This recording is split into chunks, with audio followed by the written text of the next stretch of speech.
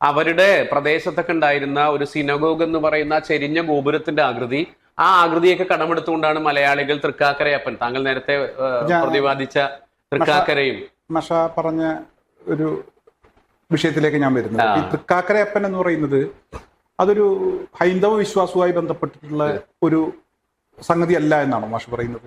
ചേരമാൻ പെരുമാളിന്റെ സ്വപ്നവും ചന്ദ്രൻ രണ്ടായി പിളരുന്നതും മക്കയിൽ നിന്നുള്ള ആളുകൾ വരുന്നതും അദ്ദേഹം ഇസ്ലാം മതം സ്വീകരിക്കുന്നതും ആ ഒരു പശ്ചാത്തലത്തിലും ആ ഒരു കാലഘട്ടത്തിലാണ്, ഓണക്കാലഘട്ടത്തിലാണെന്നൊക്കെ പറയുന്ന ഒരു വിശ്വാസം വേറെ ഭാഗത്ത് നിലനിൽക്കുന്നുണ്ട്.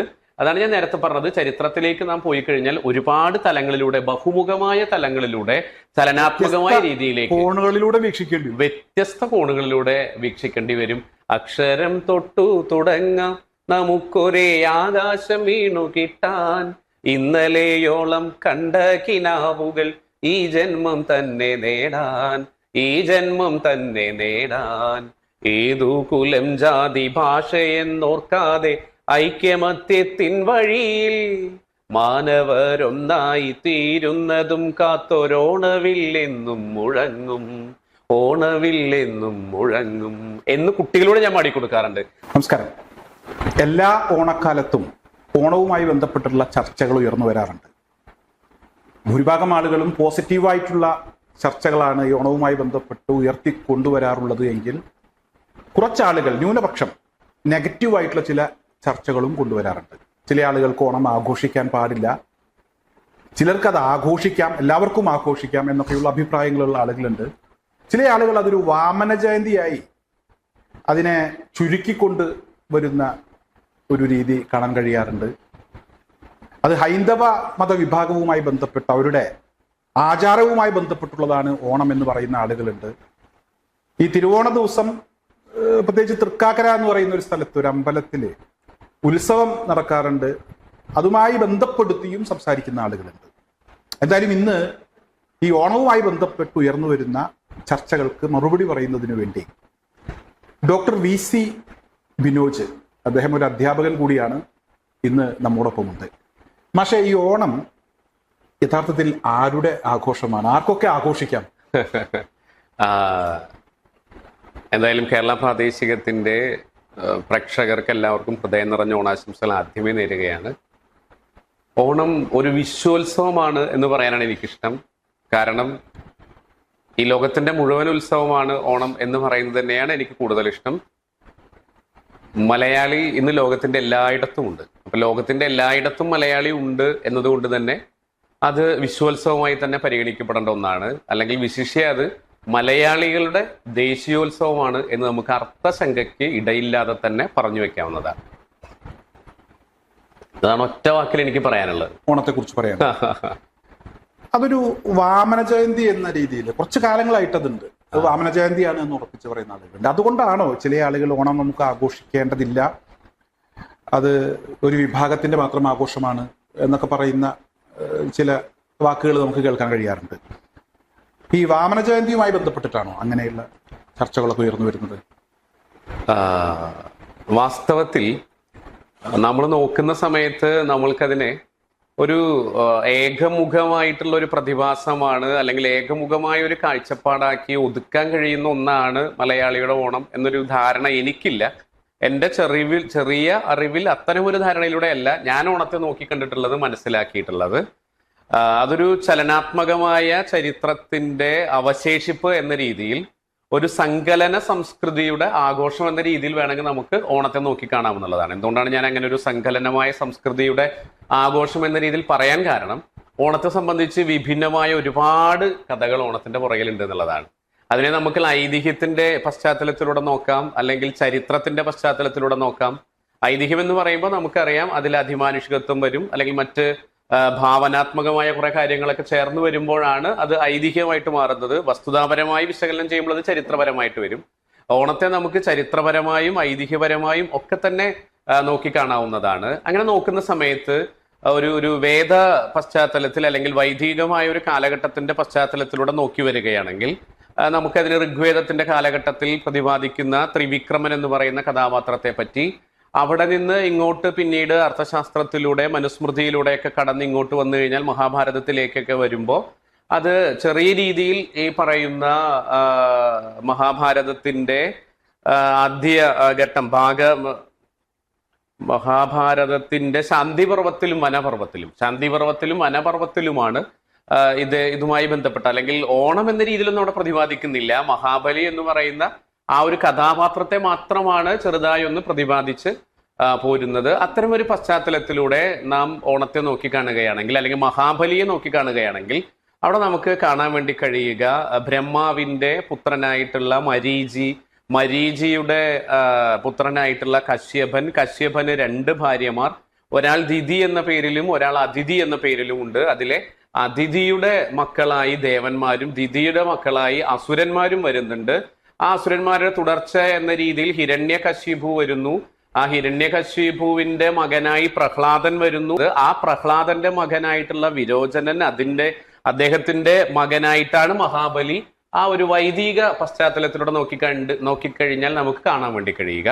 പക്ഷെ അതിലും ഒരുപാട് വൈരുദ്ധ്യങ്ങളുണ്ട്. കാരണം മഹാബലി എന്ന് പറയുന്നത് അദ്ദേഹത്തെ ചവിട്ടിത്താഴ്ത്തിയത് വാമനനാണ്. ആ പശ്ചാത്തലത്തിലാണല്ലോ വാമന ജയന്തി വരുന്നത്. പക്ഷേ വാമനൻ മഹാബലിയുടെ 5ാമത്തെ അവതാരമായി കടന്നു വരുമ്പോൾ 6ാമത്തെ അവതാരമായ പരശുരാമനാണ് മഴു എറിഞ്ഞുകൊണ്ട് കേരളത്തെ ഉണ്ടാക്കിയത്. അപ്പൊ കേരളം ഉണ്ടാവുന്നതിന് മുമ്പ് തന്നെ വാമനൻ ഉണ്ടായി എന്നുള്ള രീതിയിലേക്കൊക്കെ നമുക്ക് ചിന്തിക്കേണ്ടി വരും. അപ്പൊ അതൊക്കെ ഭയങ്കര വൈരുദ്ധ്യമാണ്. സത്യത്തിൽ അങ്ങനെയൊക്കെ നോക്കി അതിനെ ഒരു തലത്തിലേക്ക് കൊണ്ടുചെന്ന് കെട്ടുന്നത് ഒരിക്കലും ശരിയല്ല എന്ന കൃത്യമായ അഭിപ്രായമാണ് എനിക്കുള്ളത്. ആ ഒരു പശ്ചാത്തലത്തിലൂടെ നോക്കിക്കഴിഞ്ഞാൽ നേരത്തെ ഞാൻ പറഞ്ഞതുപോലെ പ്രഹ്ലാദന്റെ പേരക്കുട്ടിയായി മഹാബലി വരുന്നു.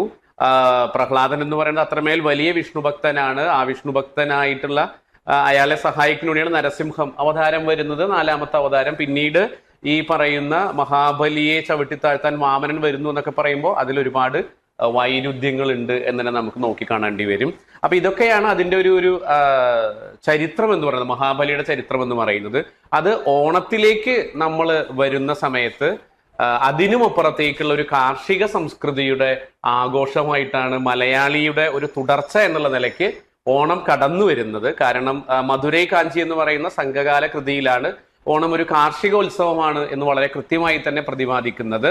ആ ഒരു മധുരൈ കാഞ്ചി എന്ന് പറയുന്ന പുസ്തകത്തിലുള്ള പ്രതിപാദനത്തിന്റെ അടിസ്ഥാനത്തിൽ നോക്കിക്കാണുമ്പോൾ നമുക്ക് വേണമെങ്കിൽ പറയാം വിഷുവിന്റെ ഒരു കാലഘട്ടമുണ്ട്. വിഷു എന്ന് പറയുന്നത് വിരിപ്പ് കൃഷി ഇറക്കുന്ന ഒരു കാലഘട്ടമാണ്. അപ്പോഴാണ് നമ്മൾ അച്ഛൻ കൊമ്പത്ത് അമ്മ വരമ്പത്ത് കള്ളൻ ചക്കേട്ടു ആരും കണ്ടാൽ മിണ്ടണ്ട എന്നൊക്കെ പറയുന്ന പാട്ടും കാര്യങ്ങളൊക്കെ വരുന്നത് ആ ഒരു വിഷുവിന്റെ വിത്തിറക്കുന്ന ഒരു സമയത്താണ്. കാർഷിക സംസ്കൃതിയുടെ ഒരു ഉത്സവമാണ് വിഷു. അതിനുശേഷം പിന്നീട് വരുന്ന അതിന്റെ വിളവെടുപ്പിന്റെ കാലഘട്ടമാണ് ഓണം. അതൊരു കാർഷിക സംസ്കൃതിയുടെ വലിയ ആഘോഷമായിട്ടാണ് ഓണം പിന്നീട് കടന്നു വരുന്നത് എന്നൊക്കെ ഒരു സംഘ സാഹിത്യത്തിലൂടെ നോക്കിക്കഴിഞ്ഞാൽ നമുക്ക് കാണാൻ വേണ്ടി കഴിയും. ഇതിന്റെ അപ്പുറത്തേക്ക് വീണ്ടും ഓണത്തെ നോക്കിക്കാണുമ്പോഴാണ് അതൊരു നാടോടി സംസ്കൃതിയുടെ, ഞാൻ നേരത്തെ പറഞ്ഞ സങ്കലനം എന്ന വാക്കൊക്കെ ഉപയോഗിക്കേണ്ടി വരും. കാരണം അസീറിയ അതുപോലെ തന്നെ ബാബിലോണിയ പ്രദേശത്ത് നിന്ന് കുടിയേറി പാർത്ത ഒരുപാട് ആളുകൾ, മനുഷ്യന്റെ അസ്തിത്വത്തിലേക്ക് നാം തിരിഞ്ഞുപോയി കഴിഞ്ഞാൽ നമ്മുടെയൊക്കെ പൊതുപൂർവികർ ഒന്നാണെന്നുള്ള അഭിപ്രായത്തിലാണ് ഞാനിവിടെ ഇരിക്കുന്നത്. അതിന്റെ ആഫ്രിക്കയിലുള്ള ഏതോ ഒരു അമ്മയിൽ നിന്ന് ജനിച്ചവരാണ് നമ്മളെല്ലാവരും എന്ന വിശ്വാസത്തിലാണ് ഞാൻ ഇവിടെ നിന്ന് ഈ നിമിഷവും വർത്തമാനം പറഞ്ഞുകൊണ്ടിരിക്കുന്നത്. അല്ലാത്തൊരു അസ്തിത്വത്തിലേക്ക് മനുഷ്യനെ കൊണ്ടുചെന്ന് കെട്ടാൻ ഇഷ്ടമുള്ള ഒരാളല്ല ഞാൻ. അപ്പൊ ഈ സങ്കലന സംസ്കൃതിയുടെ ഭാഗമായി അസീറിയയിൽ നിന്നും അതുപോലെ തന്നെ ബാബിലോണിയിൽ നിന്നൊക്കെ കടന്നു വന്ന ആളുകളുടെ ഒരു വിശ്വാസ പ്രകാരമാണ് അവരുടെ ഒരു വലിയ രാജാവായിട്ട് അവർ ബലിയെ പറയുന്നുണ്ട്. ആ ഒരു പശ്ചാത്തലത്തിലും ഓണത്തെ നമ്മൾ നോക്കിക്കാണുന്നുണ്ട്. ആ ഒരു നാടോടി സംസ്കൃതിയുടെ ഭാഗമായിട്ടാണ് അവരുടെ പ്രദേശത്തൊക്കെ ഉണ്ടായിരുന്ന ഒരു സിനഗോഗ് എന്ന് പറയുന്ന ചെരിഞ്ഞ ഗോപുരത്തിന്റെ ആകൃതി, ആ ആകൃതിയൊക്കെ കടമെടുത്തുകൊണ്ടാണ് മലയാളികൾ തൃക്കാക്കരയപ്പൻ, താങ്കൾ നേരത്തെ പ്രതിപാദിച്ച തൃക്കാക്കരയും പറഞ്ഞ ഒരു വിഷയത്തിലേക്ക് ഞാൻ വരുന്നത്. ഈ തൃക്കാക്കരയപ്പൻ എന്ന് പറയുന്നത് അതൊരു ഹൈന്ദവ വിശ്വാസവുമായി ബന്ധപ്പെട്ടിട്ടുള്ള ഒരു സംഗതി അല്ല എന്നാണ് മാഷ് പറയുന്നത്. അതായത് ഇപ്പൊ ഈ ഓണത്തിനൊക്കെ പൂക്കളം ഒക്കെ ഇടുന്ന സമയത്ത് വെക്കാറുണ്ടല്ലോ ആ ഒരു മാഷ് പറഞ്ഞ സിനഗോഗ്.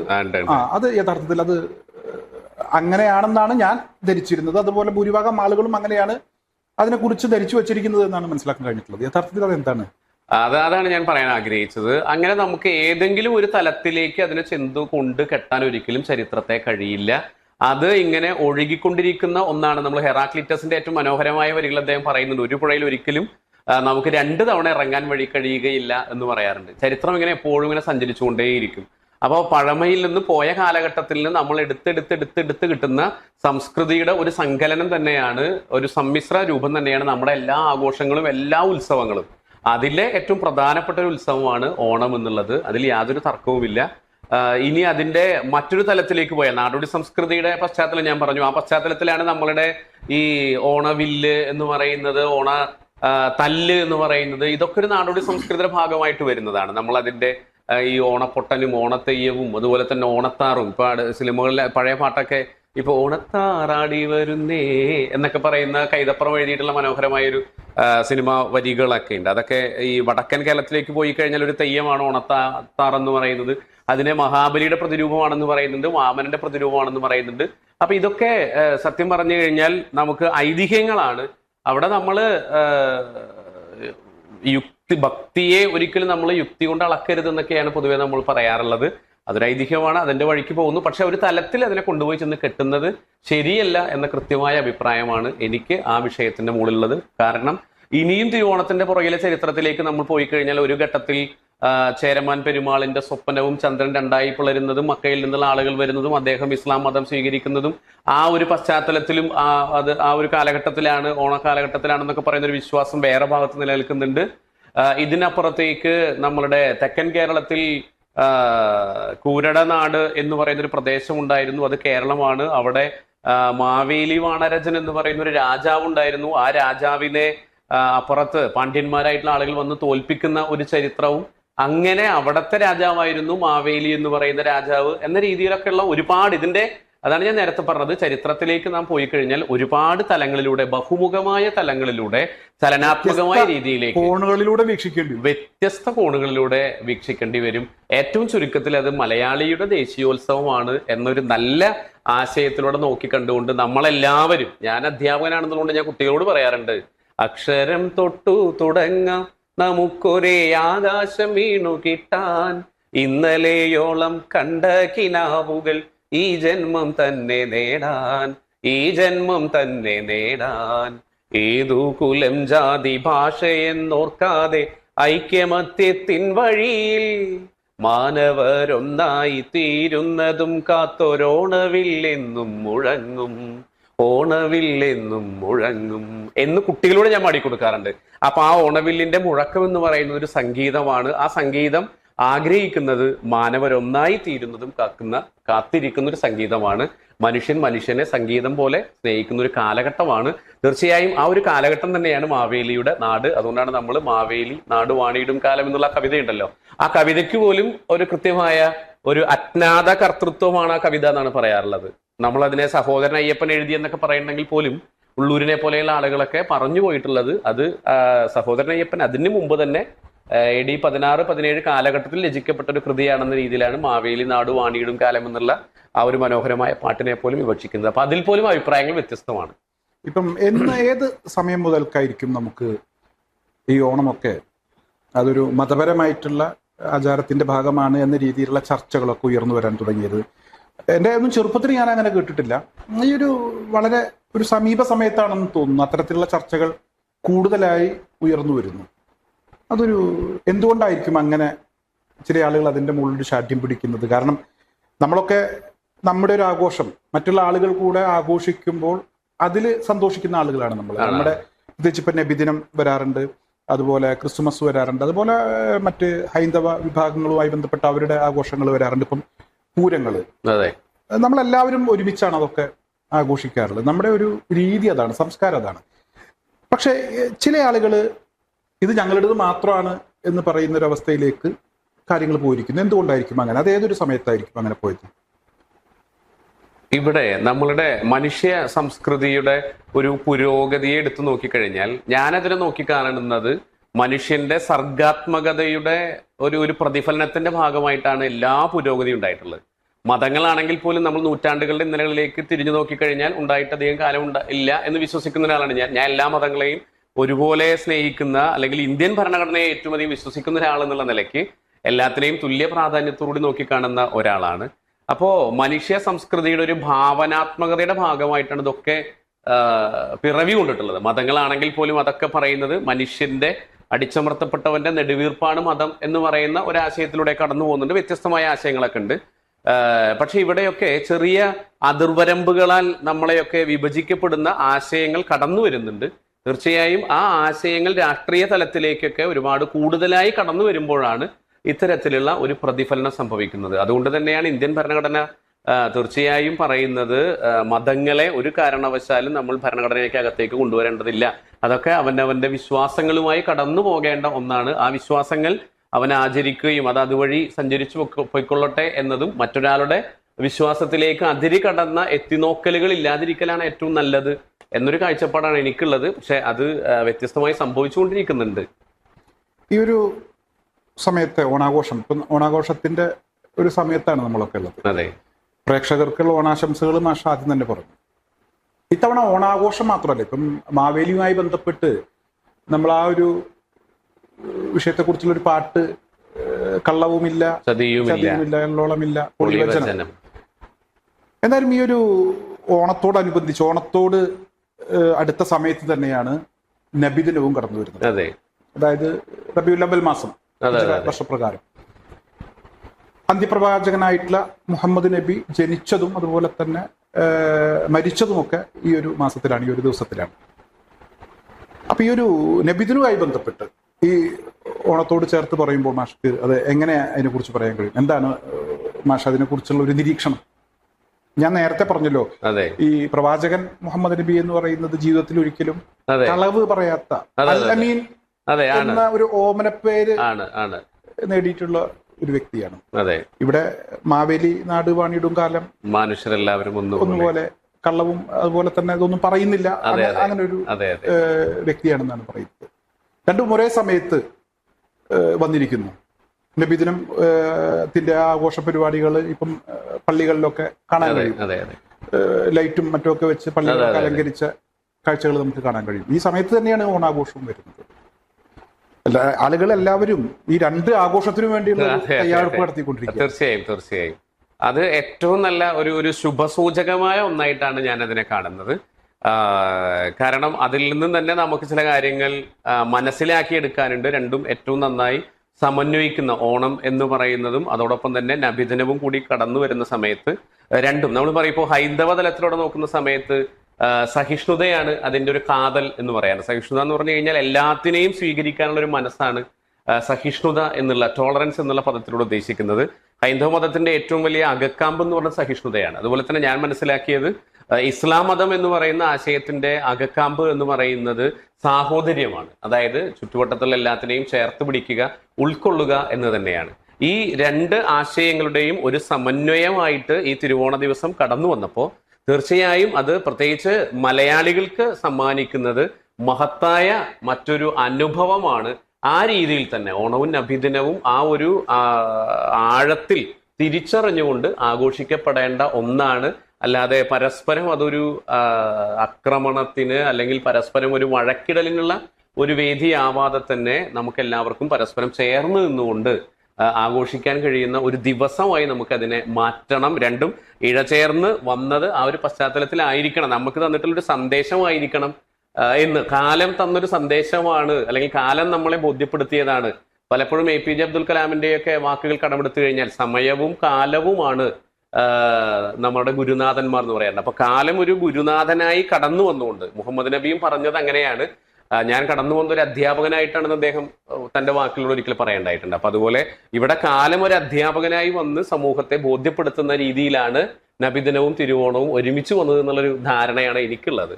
കൂടുതൽ സൗഹാർദ്ദം നമുക്ക് ഈ രണ്ട് ആഘോഷവുമായി ബന്ധപ്പെട്ട് പോകാൻ കഴിയട്ടെ എന്നുള്ളതാണ്. എന്തായാലും വളരെ നന്ദി, വളരെ വിലപ്പെട്ട സമയം. ഈ ഒരു ആഘോഷ സമയത്ത് ഓണാഘോഷം അതുപോലെ തന്നെ നബിദിനാഘോഷം ഒരുപാട് തിരക്കുകളുണ്ടെന്ന് എനിക്കറിയാം. പ്രേക്ഷകരുമായി വിലപ്പെട്ട അറിവ് പങ്കുവച്ചതിന് ഒരുപാട് നന്ദി. ഒരുപാട് അറിവ് പങ്കുവച്ചു എന്നെനിക്കില്ല. ഒളപ്പമണ്ണയുടെ വരികളിൽ അദ്ദേഹം പറയുന്നുണ്ട്, കുട്ടികളെത്തിയ കുറ്റിക്കാട്ടിൽ പൊട്ടിവിടർന്നു പൊന്നോണം എന്ന് പറയുന്നുണ്ട്. അതായത് ആ കുട്ടികളുടെ നിഷ്കളങ്കതയും നൈർമല്യതയും ഒക്കെ പൂക്കളിൽ കാണുന്നുണ്ട്. അതുകൊണ്ടാണ് നമ്മൾ ഈ പൂക്കളവും കാര്യങ്ങളൊക്കെ ഒരുക്കുന്നത് അത്തരമൊരു പശ്ചാത്തലത്തിലാണ്. കേരളത്തിൽ ഇപ്പോഴും എല്ലാ ദിവസവും 365 ദിവസവും പൂക്കളം ഇടുന്ന പ്രദേശങ്ങളുണ്ട്. വടക്കൻ കേരളത്തിലേക്ക് കോഴിക്കോട്, കടത്തനാടൻ പ്രദേശങ്ങളിലൊക്കെ ചില കോവിലകങ്ങളിൽ ഇപ്പോഴും പൂക്കളം എല്ലാ ദിവസവും ഇടുന്ന സ്ഥലങ്ങളാണ്. അപ്പോൾ പൂക്കളം അവിടെ പ്രതിഫലിപ്പിക്കുന്നത് ഈ പറയുന്ന പോലെ ഒരു സൗരഭ്യമാണ്, സന്തോഷമാണ്. ഒരു പൂ വിരിയുന്നത് കണ്ടാൽ അവിടെ നോക്കി നമുക്ക് ഒരുപാട് ദുഃഖം വരില്ല എന്നൊക്കെ പറയാറുണ്ട്. തീർച്ചയായും ഓണം എല്ലാവരുടെ ഉള്ളിലും ദുഃഖത്തെ എടുത്തു കളഞ്ഞ് സന്തോഷത്തിന്റെ ആ ഒരു വലിയ സൗരഭ്യം നിറയ്ക്കുന്ന നാളുകളാണ്. നമ്മുടെ എല്ലാവരുടെയും മനസ്സിൽ ഓണവും നബിദിനവും ഒക്കെ അത്തരമൊരു സൗരഭ്യം നിറയ്ക്കുന്ന ദിവസങ്ങളായി മാറട്ടെ എന്ന് തന്നെയാണ് എനിക്ക് പ്രിയപ്പെട്ടവരോട് പറയാനുള്ളത്. എല്ലാവർക്കും ഹൃദയം നിറഞ്ഞ ഓണാശംസകൾ നേരുന്നു. നന്ദി, നമസ്കാരം.